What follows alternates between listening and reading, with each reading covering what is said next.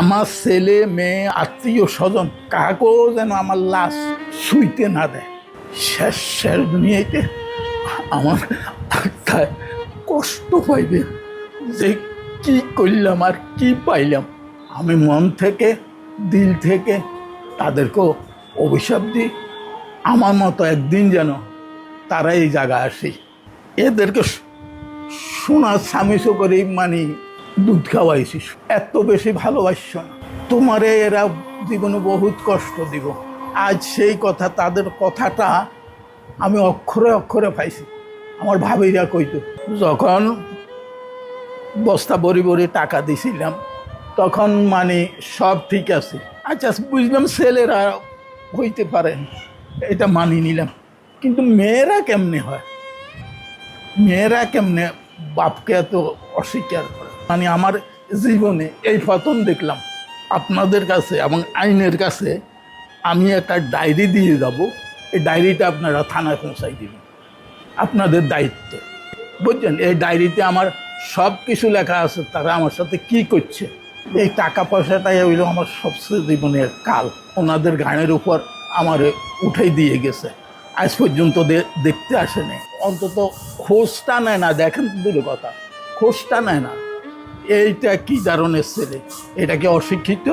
অশিক্ষিত হইল এক কথা, আর আমার মেয়েকে অশিক্ষিত, যে মেয়েরে আমি পুতুলের মতো রাখছি, বুঝছেন?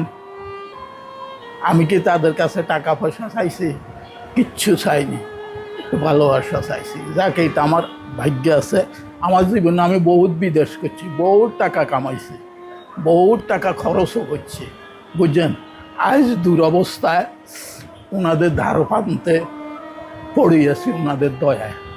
ওনারা যে এতটুকু করছে, এতটুকু করে, এটা আমার জন্য হাজারো। আমার শুধু একটাই অনুরোধ থাকবে, আপনারা এই জিনিসটা মানুষে দেখাইবেন, আমার ছবিটা দেখাইবেন, ছেলে মেয়ে যেন দেখতে পায় যে তার বাপ কী অবস্থা আছে, বুঝছেন? বিদেশে ছিলাম আমি 95 হইতে, সৌদি আরবে ছিলাম 2016 সাল পর্যন্ত, বুঝছেন? তারপরে যখন বস্তা বড়ি বড়ি টাকা দিছিলাম তখন মানে সব ঠিক আছে, ছেলে ঠিক আছিল, মেয়ে ঠিক আছিল, সব ঠিক আছে। যখন মানে টাকার প্রশ্ন উঠছে, আমার একটা এফডিএস ছিল, এই যে আমার ছোট ছেলেটা যে আমেরিকান এম্বাসিতে চাকরি করে, এ ছিল নমুনি।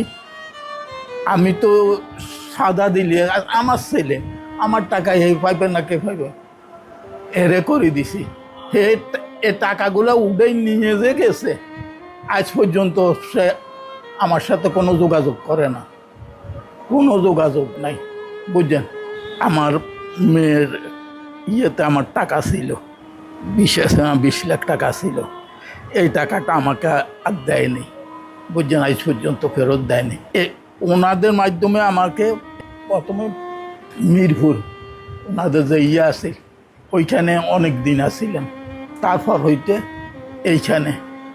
এখন আমি আপনাদের কাছে এবং আইনের কাছে আমি একটা ডায়েরি দিয়ে যাব, এই ডায়েরিটা আপনারা থানায় পৌঁছাই দিবেন।